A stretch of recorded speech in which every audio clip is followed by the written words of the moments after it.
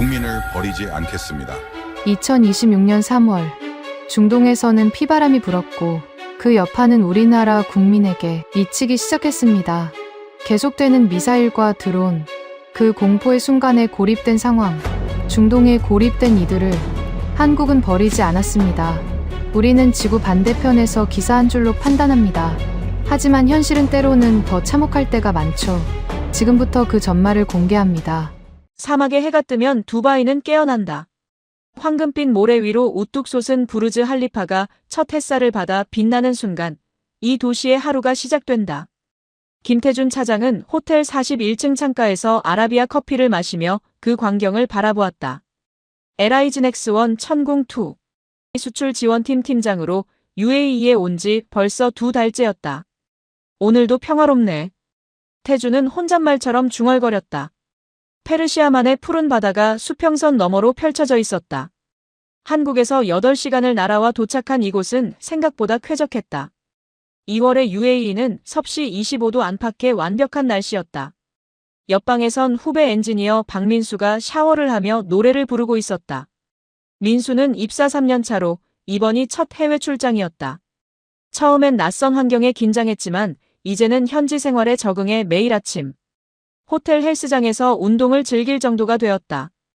UAE 정부와 맺은 4조 원 규모의 천궁2 계약은 한국 방산 역사상 손꼽히는 대형 프로젝트였다.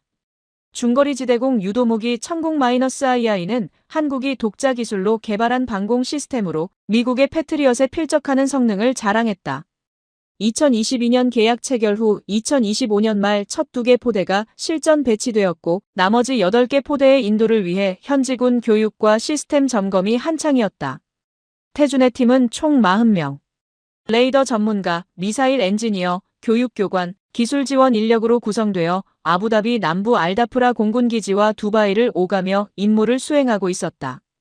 형님, 오늘 일정 확인했어요? 샤워를 마친 민수가 수건으로 머리를 닦으며 물었다. 오전 9시에 알다프라 기지 출발 레이더 시스템 정기 점검하고 오후 2시부터 UAE 공군 장교 20명 대상 운용 교육입니다. 태준은 고개를 끄덕였다. 벌써 60번째 교육이었다. UAE 군은 열심히 배웠고 천궁2 시스템에 대한 만족도도 높았다. 날씨 좋으니까 점심은 기지 식당 말고 밖에서 먹을까? 민수가 제안했다. 좋지. 어제 그 양고기집 괜찮았어. 한편 두바이 한인타운데이라 지역에선 교민들의 하루가 시작되고 있었다. 한식당 서울집을 운영하는 최영애 사장은 새벽 5시부터 김치찌개를 끓이고 있었다. UAE 교민은 약 4,000명. 건설, 무역, 요식업, 교육 분야에 종사하는 이들은 이곳에서 제2의 인생을 살아가고 있었다. 영희의 딸 수지는 두바이 한국국제학교에 다니는 중학교 2학년생이었다. 엄마, 오늘 학교에서 친구들이랑 버즈칼리파 견학가요. 수진이 밝게 말했다. 조심해서 다녀와. 사진 많이 찍고. 영희는 딸의 머리를 쓰다듬었다. 이곳 생활이 벌써 5년째. 처음엔 힘들었지만 이제는 두바이가 제2의 고향처럼 느껴졌다. 오전 10시, 태준팀은 알다프라 기지에 도착했다. 사막 한가운데 자리한 이 기지는 UAE 공군의 핵심 전력이 집중된 곳이었다. 천궁2 2개 포대가 바로 이곳에 배치되어 있었다. 안녕하세요, 김 차장님. UAE 공군 라시드 대위가 유창한 영어로 인사했다. 오늘도 잘 부탁드립니다. 태준은 악수를 나누며 미소 지었다. 이런 평화로운 일상이 계속될 줄 알았다. 전쟁이 코앞까지 다가온 줄은 아무도 몰랐다. 2026년 2월 28일 오후 7시. 태준의 스마트폰이 요란하게 울렸다. BBC 속보 알림이었다. 미국 이스라엘 연합군, 이란 핵시설 공습 감행. 태준은 휴대폰 화면을 멍하니 바라봤다. 곧이어 CNN, 로이터, 알자지라에서 동시에 속보가 쏟아졌다. 호텔 로비 대형 TV에선 이란 나탄즈 핵시설에서 피어오르는 검은 연기가 생중계되고 있었다. 형님, 이거 진짜예요? 민수가 창백한 얼굴로 다가왔다. 다른 팀원들도 하나둘 로비로 모여들었다. 엔지니어 강성호가 노트북을 펼쳐 실시간 뉴스를 검색했다. 이스라엘 F-35편대가 이란 영공을 침투했대요. 미 해군 5함대가 페르시아만에서 토마호크 미사일 50발을 발사했다고 합니다. 공기가 무거워졌다. UAE는 이란과 페르시아만을 사이에 두고 마주보고 있는 나라였다. 직선거리로 불과 200km. 미사일이면 5분도 안 걸리는 거리였다. 오후 8시, 태준의 핸드폰이 다시 울렸다. 이번엔 본사 안전관리팀장 이상훈 이사였다. 태준 씨, 지금 상황 파악했죠? 네, 이사님. 뉴스로 봤습니다. 일단 현지 상황을 예의주시하고 비상 연락망을 점검하세요. 팀원 전체 인원 확인하고 여권과 귀국 항공편 예약 상태 체크해두세요. 알겠습니다. 그런데 계약건은 어떻게 되나요? 일단은 정상 진행입니다. UAE 정부에서 아무 말이 없으면 우리도 계획대로 움직입니다. 하지만 만약을 대비해야죠. 그날 밤 11시 팀원 40명 전체가 호텔 회의실에 모였다. 태준은 차분하게 상황을 설명했다. 여러분도 뉴스로 보셨을 겁니다. 미국과 이스라엘이 이란을 공습했습니다. 이란의 보복이 예상되는 상황입니다. 회의실이 술렁였다. 그럼 우리 철수하는 거예요? 젊은 엔지니어 한 명이 물었다. 아직은 아닙니다. 우리 계약서에는 전쟁이나 중대한 안전 위협 발생 시 즉시 철수할 수 있는 조항이 있습니다. 하지만 현재 UAE 정부는 정상 운영을 요청하고 있고 본사도 상황을 지켜보자는 입장입니다. 이란이 정말 UAE를 공격할까요? 민수가 떨리는 목소리로 물었다. 태준은 솔직하게 답했다. 가능성은 있습니다. UAE는 미국의 동맹국이고 미 해군 오함대 기지가 바레인에 있습니다. 하지만 UAE는 이란과도 경제관계를 유지하고 있어서 직접적인 타격 대상은 아닐 거라고 봅니다. 강성호가 거들었다. 게다가 우리가 설치한 천궁2가 있잖아요. 이란 미사일 막을 수 있을 겁니다. 팀원들이 조금 안도하는 표정을 지었다. 태준은 비상대응 계획을 발표했다. 일단 3일간 일정은 정상 진행합니다. 하지만 모든 팀원은 24시간 휴대폰을 켜두고 여권은 항상 소지하세요. 호텔 밖 외출은 최소화하고 2인 1조로 움직입니다. 매일 아침 9시와 저녁 9시 2번 전체 인원 확인합니다. 질문 있으신 분? 아무도 말이 없었다. 그럼 오늘은 여기서 마치겠습니다. 모두 푹 쉬세요. 하지만 그날 밤 제대로 잠든 사람은 없었다. 한편 한인타운에서도 긴장감이 감돌았다. 최영희는 교민 카카오톡 단체방을 열어봤다. 메시지가 수백 개 쌓여 있었다. 아이들 학교 보내도 되나요? 항공편 예매해야 할까요? 대사관에서 공지 없나요? 영희는 한숨을 쉬었다. UAE에 온 지 5년. 중동은 늘 불안정했지만 이번은 달랐다. 수진이 걱정스러운 눈으로 엄마를 바라봤다. 엄마, 우리 한국 가야 해? 아직은 괜찮아. 엄마가 알아서 할게. 영희는 딸을 안심시켰지만 속으로는 불안했다. 전쟁이 정말 올까? 3월 1일. 태준은 새벽 5시에 눈을 떴다. 잠을 설쳤지만 일정은 계획대로 진행해야 했다. 샤워를 하고 뉴스를 확인했다. CNN은 이란 최고 지도자의 성명을 보도하고 있었다. 침략자들은 반드시 대가를 치를 것이다. 하지만 구체적인 군사 행동은 없었다. 태준은 안도의 한숨을 쉬었다. 어쩌면 외교적으로 해결될지도 모른다는 희망이 생겼다. 오전 9시 팀원들은 알다프라 기지로 향했다. 가는 길에 민수가 창밖을 바라보며 말했다. 형님, 두바이는 여전히 평화로워 보여요. 맞는 말이었다. 거리는 평소와 다름없었다. 출근하는 사람들, 학교 가는 아이들, 카페에서 커피를 마시는 관광객들. 전쟁 직전이라고는 믿기지 않았다. 기지에 도착하니 라시드 대위가 반갑게 맞아주었다. 김 차장님, 걱정 많으시죠? 조금요. 대위님은 괜찮으세요? 우리는 군인이니까요. 게다가 천궁2가 있잖아요. 든든합니다. 그날 하루는 평소처럼 흘러갔다. 레이더 점검, 미사일 발사대 정비, 운용 교육. 태준팀은 전문가답게 일을 처리했다. 오후 5시 일과를 마치고 호텔로 돌아오는 길에 강성호가 말했다. 이란이 생각보다 신중한가 봐요. 어쩌면 그냥 넘어갈지도. 그랬으면 좋겠네. 태준도 그렇게 믿고 싶었다. 3월 2일도 마찬가지였다. 뉴스에선 여전히 긴장 상태를 보도했지만 실제 충돌은 없었다. UAE 거리는 평온했고 관광객들은 여전히 부르즈 할리파에 올라 사진을 찍었다. 한인타운에서도 긴장이 조금씩 풀렸다. 최영희의 식당에는 손님들이 다시 찾아왔다. 사장님, 김치찌개 한 그릇이요. 네, 금방 나갑니다. 영희는 익숙한 일상이 돌아온 것 같아 기뻤다. 그날 저녁 태주는 팀원들과 호텔 근처 한 식당에서 저녁을 먹었다. 이제 괜찮은 거 아닐까요? 민수가 조심스럽게 물었다. 글쎄, 아직 모르지. 하지만 이틀간 아무 일 없었으니.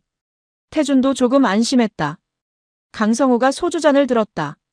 그래도 조심합시다. 술은 딱 한 잔만. 모두가 웃었다. 이런 평화가 계속될 것 같았다. 하지만 폭풍전야는 늘 고요한 법이다. 그날 밤 11시 30분. 태주는 침대에 누워 한국에 있는 아내에게 카카오톡을 보냈다. 여보, 걱정 마. 여기 아무 일 없어. 조만간 돌아갈게. 아내의 답장이 왔다. 조심해요. 아이들이 아빠 보고 싶대요. 태주는 미소 지었다. 딸아이와 아들의 사진을 보며 생각했다. 빨리 돌아가야지. 창밖으로 두바이의 야경이 보였다. 수백 개의 빌딩에서 불빛이 반짝였다. 평화로운 밤이었다. 하지만 3시간 후 모든 것이 바뀌었다. 3월 3일 새벽 2시 47분. 귀청을 찢는 사이렌 소리가 두바이 전역을 뒤덮었다. 태주는 침대에서 벌떡 일어났다. 호텔 복도에서 비명소리가 들렸다. 미사일 경보다. 누군가 소리쳤다. 태주는 재빨리 옷을 입고 복도로 나갔다. 민수를 비롯한 팀원들이 하나둘 방에서 나왔다. 모두 겁에 질린 얼굴이었다. 1층 대피소로. 호텔 직원이 소리쳤다. 수백 명의 투숙객들이 계단으로 몰려들었다. 엘리베이터는 작동하지 않았다. 41층에서 1층까지 내려가는 동안 태준의 심장은 미친 듯이 뛰었다. 이게 정말 일어나고 있는 건가? 대피소에 도착했을 때 이미 200명이 넘는 사람들이 모여 있었다. 울음소리, 기도소리, 여러 언어가 뒤섞였다. 새벽 2시 51분. 첫 번째 폭발음이 들렸다. 땅이 흔들렸다. 천장에 형광등이 떨렸다. 사람들이 비명을 질렀다. 민수는 태준의 팔을 붙잡았다. 형님, 괜찮아. 우리 지하에 있어.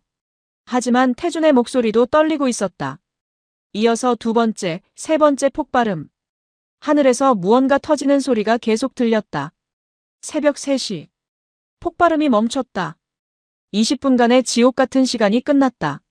사람들은 숨을 죽이고 기다렸다. 10분 후 호텔 매니저가 나타났다. 미사일 공격이 있었습니다. 하지만 대부분 요격되었습니다.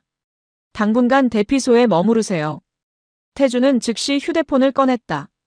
인터넷이 느렸지만 뉴스가 로딩됐다. 이란, UAE, 사우디, 카타르 동시 공격. 탄도미사일 드론 500발 이상 발사. 손이 떨렸다. 본사에서 전화가 왔다. 이상훈 이사였다. 태준 씨, 무사해요? 네, 이사님. 팀원 전원 호텔 대피소에 있습니다. 다행이네요. 지금 한국에서도 난리예요. 정부가 비상대책회의 중입니다. 일단 그쪽에서 버텨주세요. 귀국 방법 찾는 중입니다. 알겠습니다. 전화를 끊고 태주는 팀원들을 둘러봤다. 40명 전원이 무사했다. 모두 괜찮죠? 네, 형님. 하지만 아무도 괜찮지 않았다. 새벽 4시 대피소에서 CNN 뉴스가 들렸다. UAE 방공망, 이란 미사일 93.5% 요격 성공. 한국제 천궁2 시스템 96%. 명중률 기록. 강성우가 중얼거렸다. 우리가 만든 거. 사람 살렸네요. 태주는 복잡한 심정이었다. 자랑스러우면서도 두려웠다. 천궁2가. 이란 미사일을 막은 것은 다행이지만 그게 곧 전쟁의 한복판에 있다는 의미였다. 한인타운의 최영희는 딸 수진을 꼭 안고 있었다. 그들도 건물 지하실로 대피했다. 수진은 울고 있었다. 엄마, 무서워. 괜찮아, 괜찮아. 엄마가 있잖아. 하지만 영희도 무서웠다.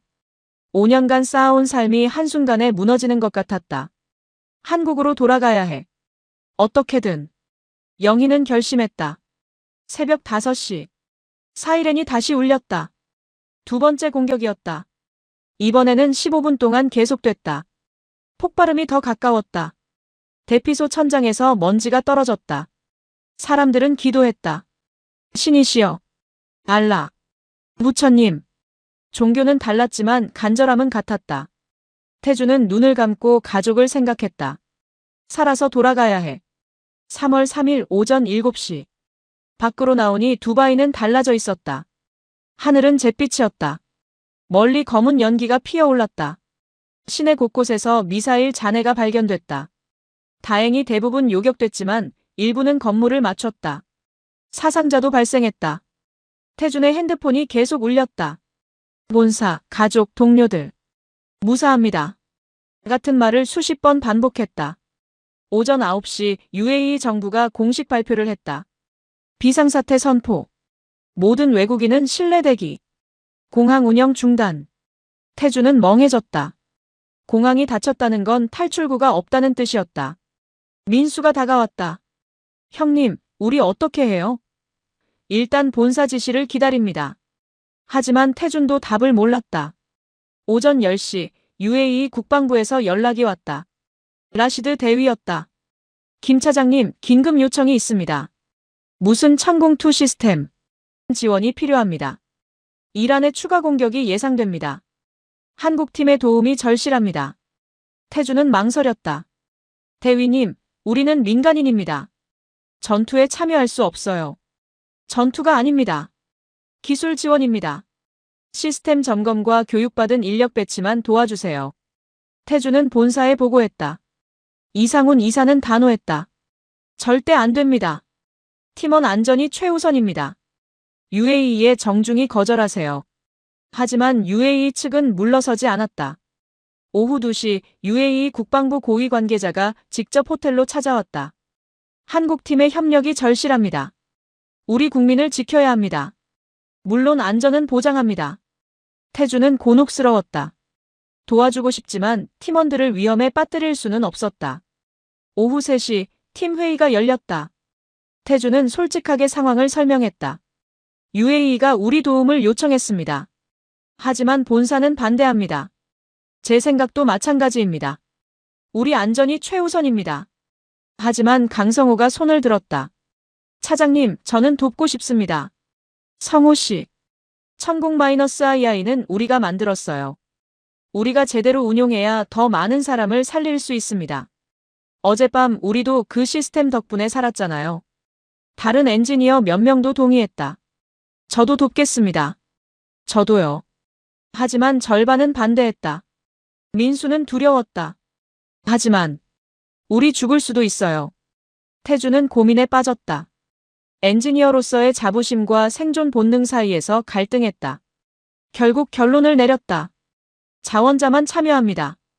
강요하지 않습니다. 원하지 않는 분들은 호텔에 머무르세요. 결과는 반반이었다. 20명은 기지로 가고 20명은 호텔에 남기로 했다. 태주는 기지로 가는 쪽을 선택했다. 리더로서 책임감 때문이었다. 민수는 고민 끝에 호텔에 남기로 했다. 형님, 미안해요. 괜찮아. 내가 잘못한 거 아니야. 태주는 민수의 어깨를 두드렸다. 오후 5시 20명의 자원자들이 버스에 올랐다. 알다프라 기지로 향했다. 차창 밖으로 두바이의 풍경이 스쳐 지나갔다. 평소와 달리 거리는 텅 비어 있었다. 가끔 군용 차량만 보였다. 강성호가 중얼거렸다. 전쟁이 이렇게 가까이 오는 줄 몰랐네. 태준도 같은 생각이었다. 책이나 영화로만 보던 전쟁. 그게 지금 현실이 되고 있었다. 한편 호텔에 남은 20명은 불안했다. 민수는 창밖을 바라보며 자책했다. 내가 비겁한 건가? 하지만 솔직히 무서웠다. 죽고 싶지 않았다. 한국에 돌아가고 싶었다. 그날 저녁 2번째 밤이 찾아왔다. 사이렌이 또 울릴까? 팀원들은 잠들지 못했다. 전쟁의 2번째 밤은 더 길고 어두웠다. 3월 3일 오후 6시. 알다프라 공군기지에 도착한 태준팀은 긴장된 분위기를 느꼈다. 기지 전체가 비상상태였다.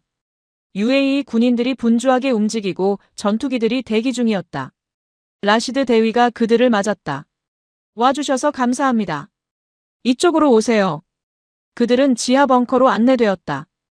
콘크리트로 된 두꺼운 벽, 최첨단 통신 장비, 그리고 천공2 통제 시스템이 있었다.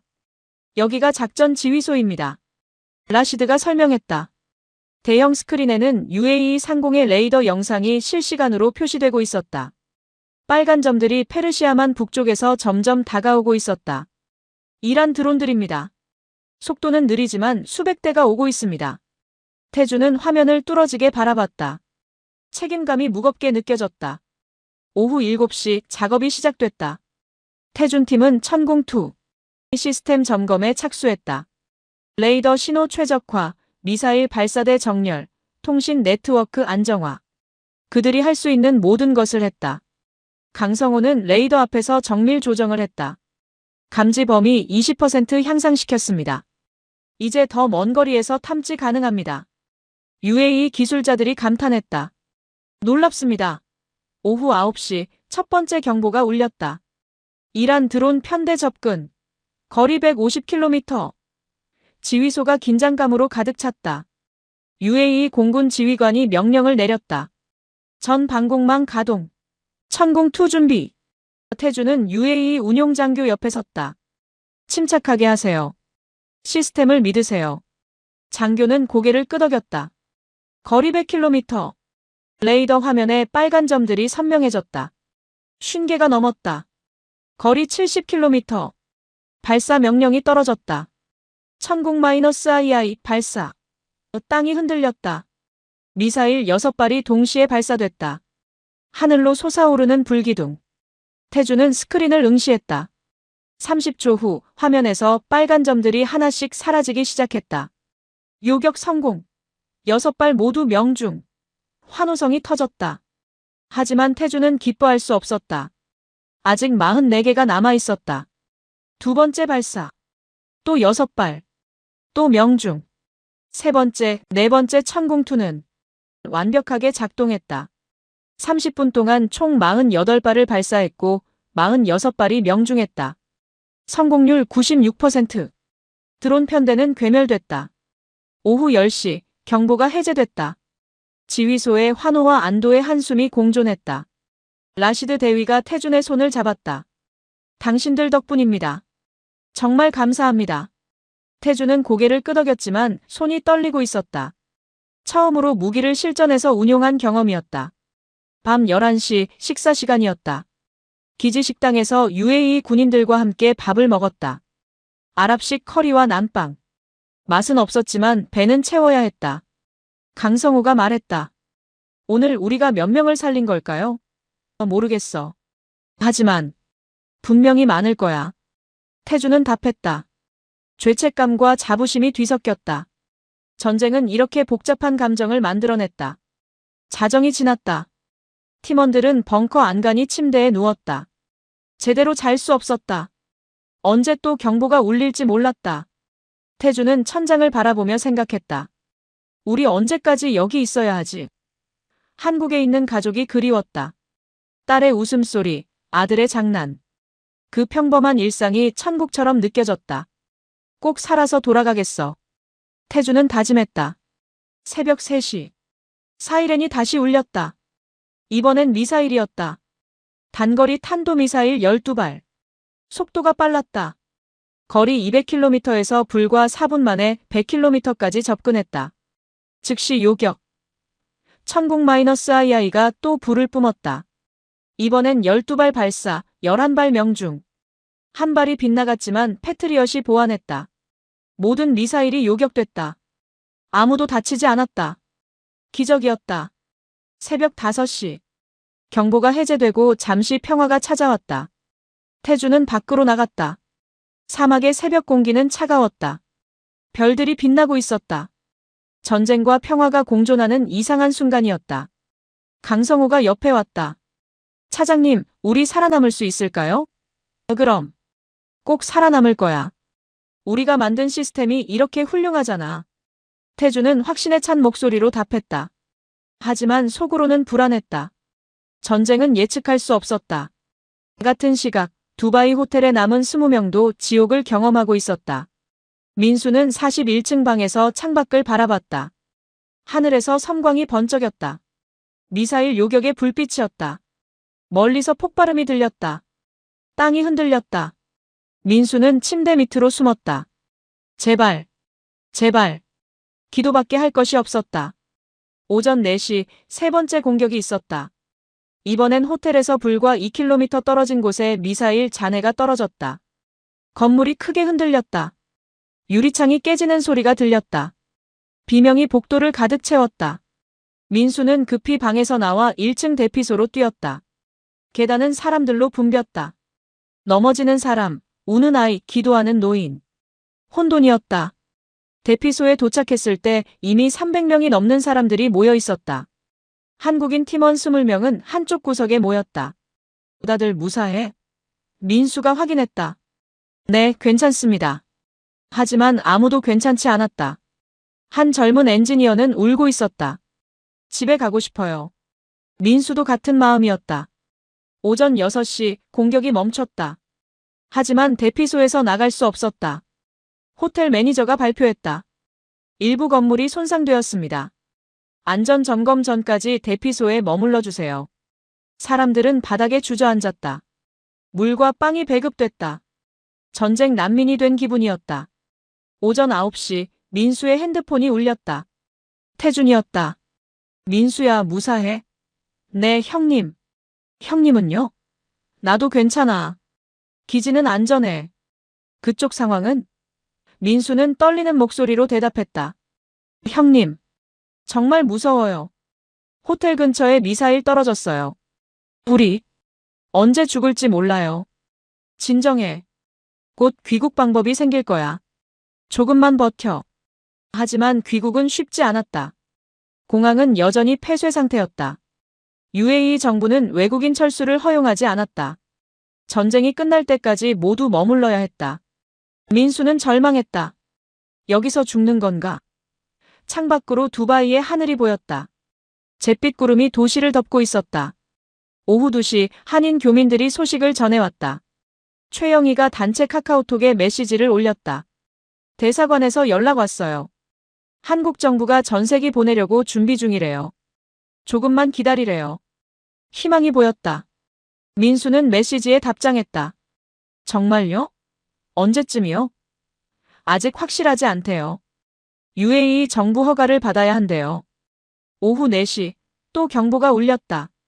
네 번째 공격이었다. 사람들은 비명도 지르지 않았다. 그냥 조용히 웅크렸다. 죽음에 익숙해지고 있었다. 폭발음, 흔들림, 침묵. 30분간의 지옥.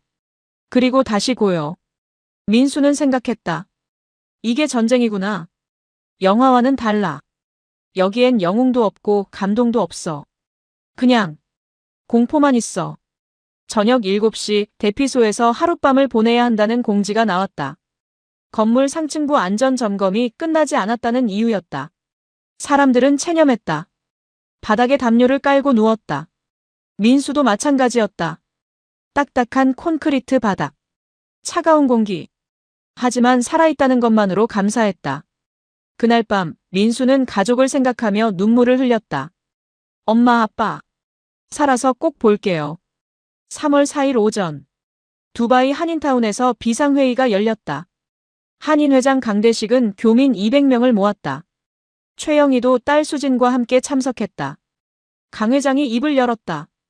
여러분, 한국 정부가 전세기를 보내려고 합니다. 하지만 UAE 정부 허가가 필요합니다. 우리가 직접 움직여야 합니다. 어떻게요? 누군가 물었다. UAE 한국 대사관에 압력을 넣읍시다. 우리 모두의 목소리를 내야 합니다. 그리고 서로 도웁시다. 혼자서는 살아남기 힘듭니다. 강 회장의 말에 교민들이 고개를 끄덕였다. 최영희가 손을 들었다. 제 식당에 식재료가 많아요. 나눠드릴게요. 이런 때일수록 함께 해야죠. 다른 교민들도 나섰다. 저희 가게에 생수 있어요. 저는 차 있습니다. 필요하신 분 태워드릴게요. 저는 간호사예요. 다친 분 있으면 도와드리겠습니다. 위기 속에서 공동체가 살아났다. 한인들은 서로를 돕기 시작했다. 민족의 끈이 이렇게 강한 줄 몰랐다. 오후 대사관에서 연락이 왔다. 대한항공 전세기 일대 확보했습니다. 하지만 UAE 영공이 폐쇄되어 착륙 허가를 기다리는 중입니다. 외교부가 UAE 정부와 협상 중입니다. 희망과 불안이 교차했다. 정말 탈출할 수 있을까? 저녁 교민들은 한인교회에 모였다. 종교를 떠나 모두가 기도했다. 목사님이 설교했다. 하나님은 우리를 버리지 않으십니다. 시련 속에서도 희망을 잃지 맙시다. 수지는 엄마 손을 꼭 잡았다. 엄마, 우리 한국 갈 수 있어? 그럼 꼭 갈 수 있어. 영희는 딸을 안심시켰다. 하지만 속으로는 확신이 없었다. 그날 밤 5번째 공격이 있었다. 하지만 이번엔 달랐다. 한인들은 함께 대피했다. 서로 손을 잡고 아이들을 보호하고 노인들을 부축했다. 혼자가 아니라는 사실이 큰 힘이 됐다. 폭발음이 들려도 더 이상 공황에 빠지지 않았다. 함께라면 견딜 수 있었다. 전쟁은 사람들을 파괴하지만 동시에 결속시키기도 했다. 같은 시각 한국 서울. 청와대 국가안전보장회의가 긴급 소집됐다. 대통령이 엄숙한 표정으로 말했다. UAE에 우리 국민 4,000명이 고립되어 있습니다. 그중 3,000명이 귀국을 원합니다. 방법을 찾으세요. 외교부 장관 조현이 보고했다. UAE 정부와 협상 중입니다. 하지만 영공이 폐쇄되어 있어 시간이 걸립니다. 빨리 하세요. 우리 국민이 죽어가고 있습니다. 대통령의 목소리가 떨렸다. 국방부 장관이 거들었다. 군 수송기 투입도 검토 중입니다. 하지만 UAE 영공 통과 허가가 필요합니다. 외교 총력전을 펼치세요. UAE 대통령과 직접 통화하겠습니다. 3월 5일 새벽. 한국 대통령과 UAE 대통령 간 전화통화가 이뤄졌다. 우리 국민들을 보내주십시오.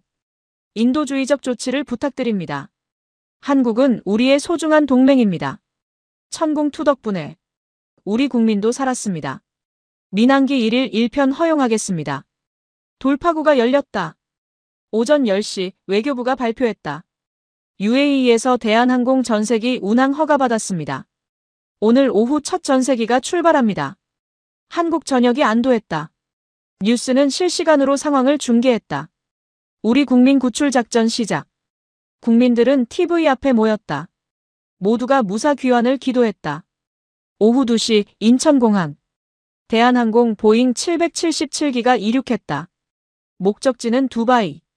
기장 김영수는 30년 경력의 베테랑이었다. 승무원 여러분, 이번 비행은 특별합니다. 우리 동포들을 구하러 갑니다. 최선을 다합시다. 승무원들이 대답했다. 예, 기장님. 비행기는 서쪽으로 날아갔다. 8시간 후. 두바이 상공에 도착했다. 하지만 착륙이 쉽지 않았다. 전쟁으로 인해 관제탑과 통신이 불안정했다. 대한항공 501편 착륙 대기하세요. 얼마나 기다려야 합니까?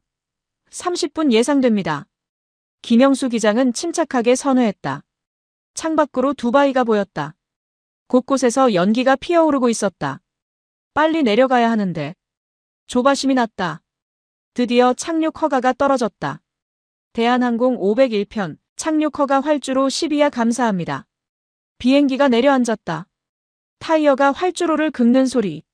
무사 착륙이었다. 승무원들이 박수를 쳤다. 하지만 진짜 임무는 지금부터였다. 교민들을 태우고 무사히 이륙해야 했다. 공항 터미널은 혼란스러웠다. 수천 명의 외국인들이 탈출을 시도하고 있었다. 한국 교민들도 모여들었다.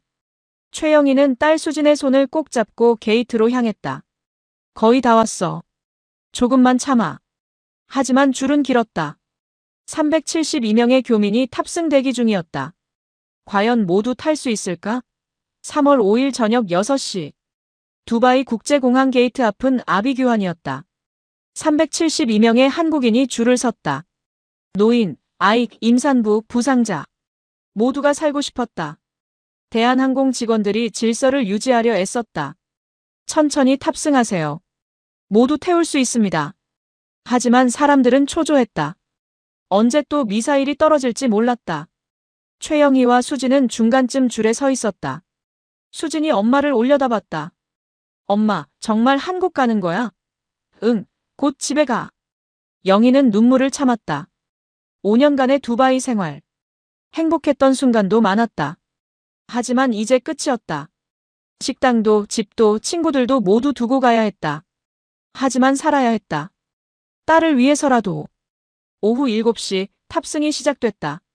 한 명씩 여권을 확인하고 비행기에 올랐다. 최영희의 차례가 왔다. 성함과 여권 보여주세요. 최영희, 최수진입니다. 확인됐습니다. 안전하게 모시겠습니다. 승무원이 미소 지었다. 영희는 고마움에 목이 메었다.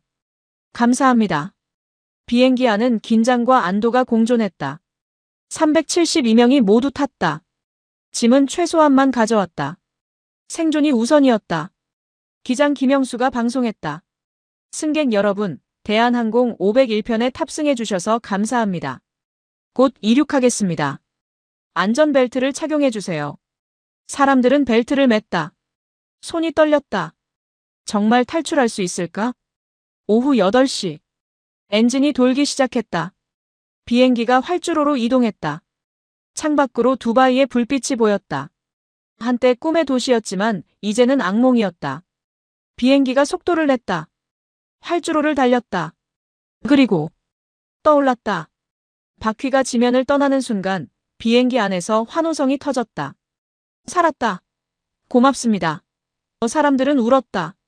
수진이 창밖을 바라봤다. 두바이가 점점 작아졌다. 부르즈 할리파, 팜 주메이라, 한때 좋아했던 그곳들. 안녕, 두바이. 수진은 작별을 고했다. 영희는 딸을 안았다. 이제 괜찮아. 집에 가는 거야. 비행기는 북동쪽으로 방향을 틀었다. 목적지는 인천. 고향이었다. 하지만 기뻐하기엔 이르다. 아직 UAE 영공을 벗어나지 못했다. 전쟁 지역 상공 비행은 위험했다. 김영수 기장은 최대한 빨리 고도를 올렸다. 현재 고도 35,000피트. 순항 중입니다. 조종실 레이더에 이상 신호가 잡혔다. 기장님, 전방에 미확인 물체. 뭐지? 순간 긴장했다. 하지만 민항기 신호였다. 다른 나라 전세기입니다. 휴. 안도의 한숨. 30분 후 UAE 영공을 벗어났다. 이제 안전했다. 기장이 방송했다. 승객 여러분, 위험 지역을 벗어났습니다. 8시간 후 인천공항에 도착합니다. 박수가 터졌다. 사람들은 서로 손을 잡고 기뻐했다. 영희는 창밖을 바라봤다. 별들이 빛나고 있었다. 살아서 돌아간다. 감사했다. 하지만 여전히 UAE에는 수천 명이 남아 있었다. 태준과 기지 팀원들, 민수와 호텔 팀원들, 그리고 수많은 교민들. 그들의 탈출은 이제 시작일 뿐이었다. 첫 번째 비행기는 성공했다. 하지만 앞으로 얼마나 더 많은 비행이 필요할까? 그리고 모두가 무사히 돌아올 수 있을까? 전쟁은 계속되고 있었다. 3월 6일. 알다프라 기지의 태준팀은 72시간째 전투 상황을 지원하고 있었다. 잠은 하루에 3시간. 식사는 MRE 전투 식량. 샤워는 2일에 한 번.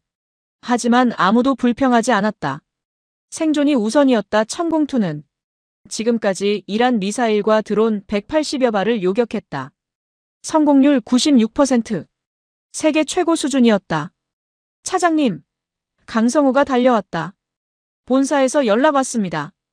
귀국 명령입니다. 태주는 휴대폰을 확인했다. 이상훈 이사의 메시지였다. UAE 정부와 협의 완료. 기지팀 20명 철수 허가받음. 내일 오전 공항으로 이동하세요. 대한항공 두 번째 전세기 탑승 예정. 드디어였다. 귀국할 수 있었다. 하지만 UAE 공군 지휘관 파하드 대령이 찾아왔다. 김 차장님, 부탁이 있습니다. 무엇입니까? 하루만 더 있어주세요. 이란의 대규모 공격이 예상됩니다. 당신들의 도움이 필요합니다. 태주는 망설였다. 본사 명령은 즉시 철수였다. 하지만 UAE 군의 간절한 눈빛을 외면할 수 없었다. 팀원들과 상의하겠습니다. 태주는 20명을 모았다. 상황을 설명했다. 본사는 즉시 귀국하라고 합니다. 하지만 UAE 측은 하루만 더 요청하고 있습니다. 여러분 의견을 듣고 싶습니다. 침묵이 흘렀다. 모두 고향이 그리웠다. 가족을 보고 싶었다. 하지만 강성우가 먼저 입을 열었다. 저는 남겠습니다. 우리가 떠나면 UAE 군만으로는 힘들 겁니다. 하루만 더 돕고 가죠.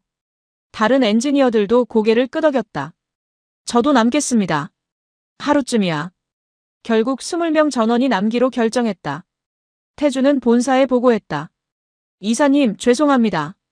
하루만 더 있겠습니다. 태준 씨. 알겠습니다. 하지만 절대 무리하지 마세요. 그날 밤 9시. 예상대로 대규모 공격이 시작됐다. 이란이 탄도미사일 50발, 순항미사일 30발, 드론 200대를 동시에 발사했다. UAE 역사상 최대 규모였다. 레이더 화면이 빨간 점으로 가득 찼다. 전 방공망 가동. 천궁2, 패트리엇, 이스라엘 바락8, 미국 사드가 모두 발사됐다. 하늘이 불꽃놀이처럼 밝아졌다. 태준팀은 3시간 동안 쉬지 않고 일했다. 시스템 조정, 목표 배정, 발사 타이밍 최적화. 그들의 노력 덕분에 천궁2는 완벽하게 작동했다. 50발 발사, 48발 명중. 단 2발만 빗나갔고 그마저도 패트리엇이 보완했다. 새벽 12시 공격이 끝났다. 모든 미사일이 요격됐다. 단 한 명의 사상자도 없었다. 기적이었다. 파하드 대령이 태준의 손을 잡았다. 당신들은 영웅입니다. UAE 국민을 구했습니다. 태준은 겸손하게 답했다. 저희는 그저 일을 했을 뿐입니다. 하지만 속으로는 뿌듯했다. 엔지니어로서, 한국인으로서 자부심이 느껴졌다. 강성호가 말했다. 우리가 만든 무기가 사람을 살렸네요. 이상한 기분이에요. 그래. 무기는 죽이는 것도 살리는 것도 할 수 있어. 우린 옳은 일을 한 거야. 태준은 확신했다. 다음 날 아침 태준팀은 기지를 떠났다. UAE 군인들이 일렬로 서서 경례했다. 감사합니다. 태준팀도 경례로 답했다. 버스가 출발했다. 창밖으로 기지가 멀어졌다. 3일간의 전쟁 같은 시간이었다. 하지만 평생 잊지 못할 경험이기도 했다. 형님, 우리 정말 대단한 일 한 거 맞죠? 그럼. 우리 자랑스러워해도 돼. 태준은 미소 지었다. 3월 7일 오전 10시. 두바이 국제공항. 태준팀 20명과 호텔팀 20명이 제외했다. 민수는 태준을 보자마자 달려가 안겼다. 형님, 살아계셨네요. 너도 무사해서 다행이야. 태준은 민수의 등을 두드렸다. 팀원 40명 전원이 무사했다. 기적이었다. 공항 대합실에는 이미 500명이 넘는 한국인이 모여 있었다. 두 번째 전세기를 기다리는 사람들이었다. 최영희도 그곳에 있었다. 첫 번째 비행기를 놓쳤기 때문이다. 이번엔 꼭 타야 해. 영희는 수진의 손을 꼭 잡았다. 하지만 자리가 부족했다. 비행기는 372석인데 탑승 대기자는 500명이 넘었다. 대한항공 직원이 발표했다. 죄송합니다. 모든 분을 태울 수 없습니다. 우선순위대로 탑승하겠습니다. 첫째, 노약자와 어린이. 둘째, 부상자와 임산부. 셋째, 일반 성인. 사람들이 술렁였다. 그럼 우린 언제 가요? 세 번째 비행기는 언제 와요? 불안과 불만이 터져나왔다. 태준은 팀원들을 모았다. 우리 40명은 일반 성인이라 우선순위가 낮습니다. 이번 비행기는 못 탈 수도 있어요. 그럼 언제 가요? 민수가 물었다. 모르겠어. 하지만 분명히 갈 수 있을 거야. 조금만 더 참자. 팀원들은 실망했지만 받아들였다. 5일간 전쟁을 겪었는데 하루 이틀 더는 버틸 수 있었다. 최영희와 수지는 어린이 우선순위로 탑승 허가를 받았다. 엄마, 우리 탈 수 있어? 응, 이번엔 꼭 타자. 줄을 서서 기다렸다. 1시간 후, 드디어 탑승이 시작됐다. 영희는 여권을 제시했다. 최영희, 최수진입니다. 확인됐습니다. 탑승하세요. 승무원이 미소 지었다. 영희는 안도의 한숨을 쉬었다. 비행기에 올랐다. 좌석에 앉았다. 안전벨트를 맸다. 창밖을 바라봤다. 두바이가 보였다. 5년간의 추억이 스쳐 지나갔다. 행복했던 순간, 힘들었던 순간, 그리고 공포스러웠던 마지막 일주일. 안녕, 두바이. 고마웠어. 영희는 작별을 고했다. 비행기가 이륙했다. 하늘로 떠올랐다. 이번엔 정말 탈출이었다. 공항에 남은 태준팀은 대합실 바닥에 앉았다. 세 번째 비행기를 기다려야 했다. 언제 올까요? 내일쯤? 모르겠어. 불안했지만 어쩔 수 없었다. 태준은 팀원들을 격려했다. 우리 이겨냈어. 조금만 더 버티면 집에 갈 수 있어. 파이팅! 파이팅! 팀원들이 화답했다. 지친 얼굴이었지만 눈빛만큼은 살아있었다. 그날 오후 한국 대사관에서 연락이 왔다. 세 번째 전세기 내일 오전 도착 예정입니다. 총 400석. LIG넥스1 팀 40명 우선 탑승 확정. 희망이 보였다. 태주는 팀원들에게 알렸다. 내일 우리 간다. 정말요? 진짜예요. 환호성이 터졌다. 민수는 눈물을 흘렸다. 형님, 진짜 살아서 돌아가는 거예요. 그래. 우리 해냈어. 태준도 울컥했다. 그날 밤 태준은 공항 벤치에 누워 별을 바라봤다.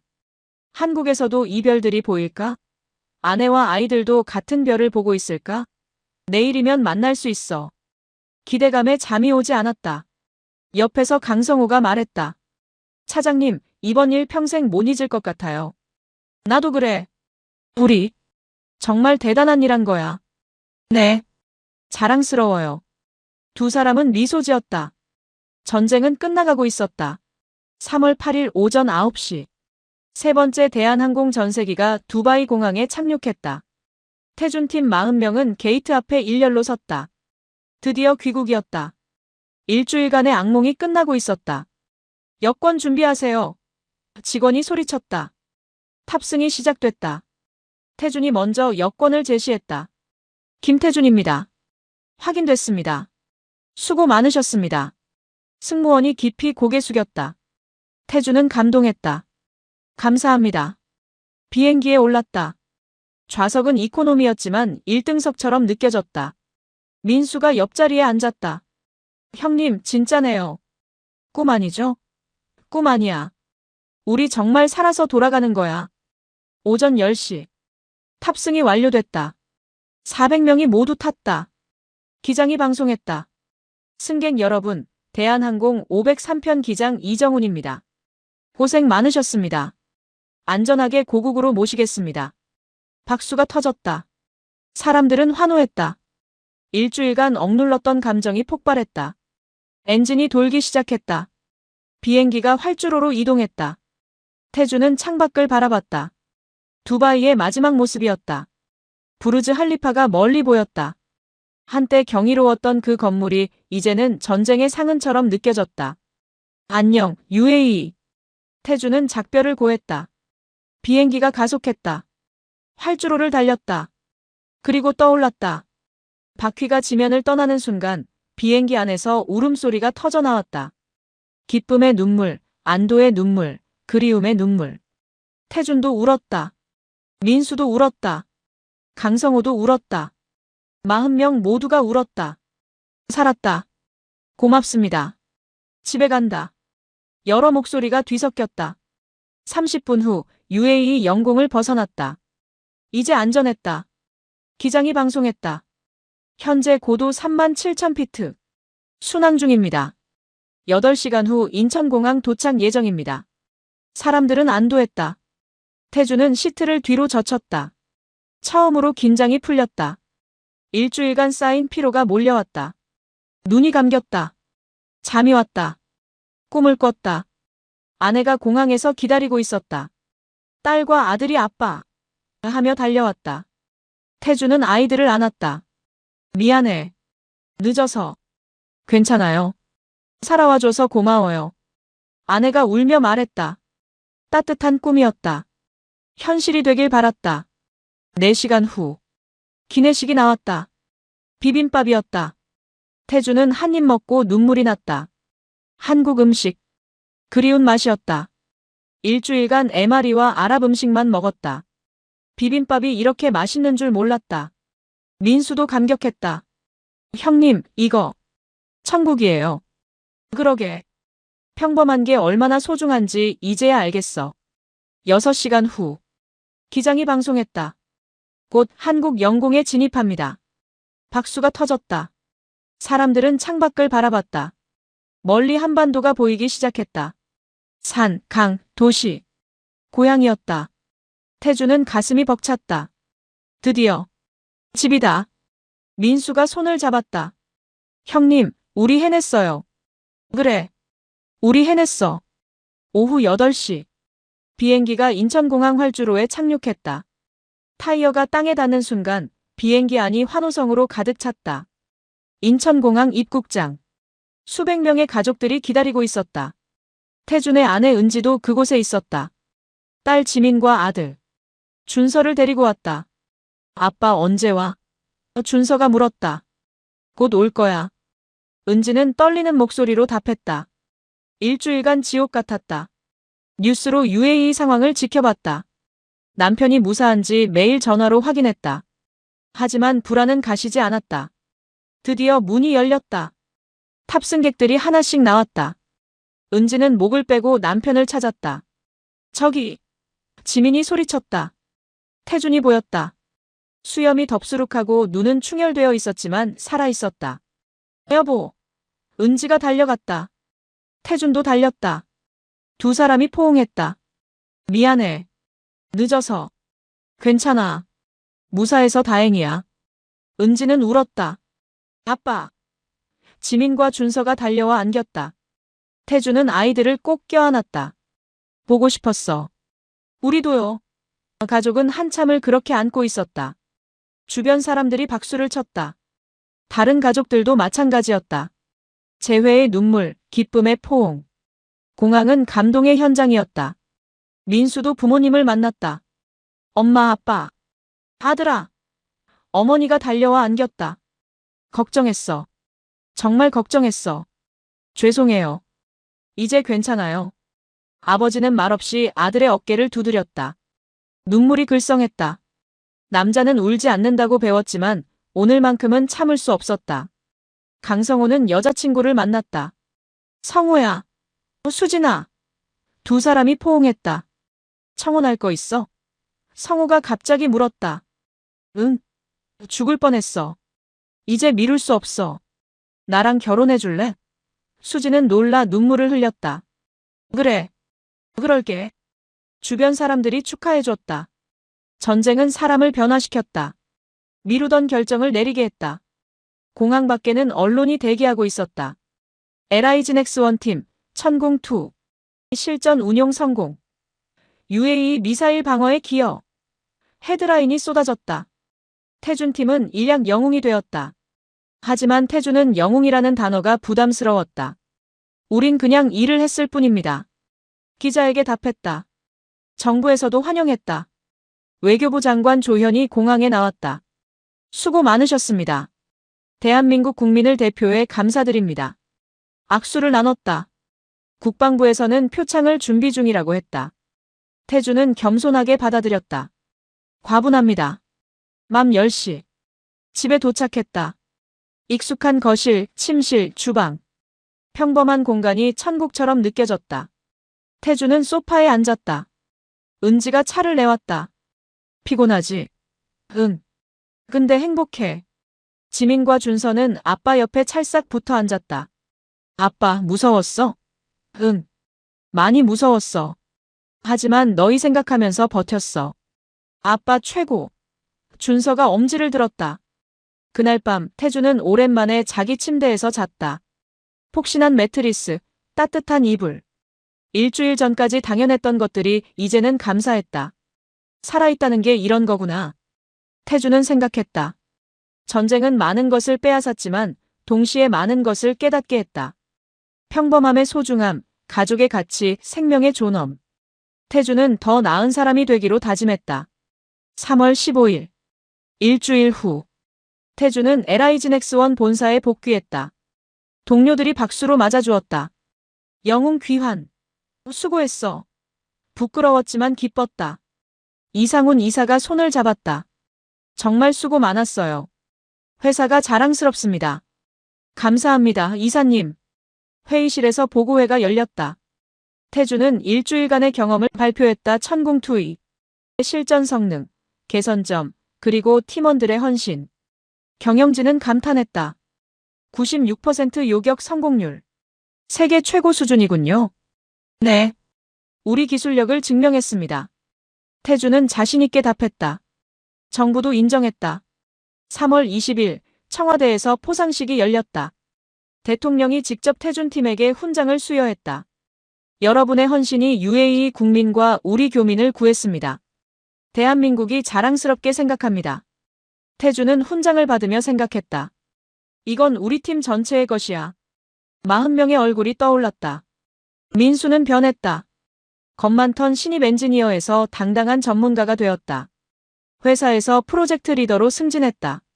형님 덕분이에요. 민수가 감사했다. 아니야. 내 능력이야. 너 충분히 잘할 수 있어.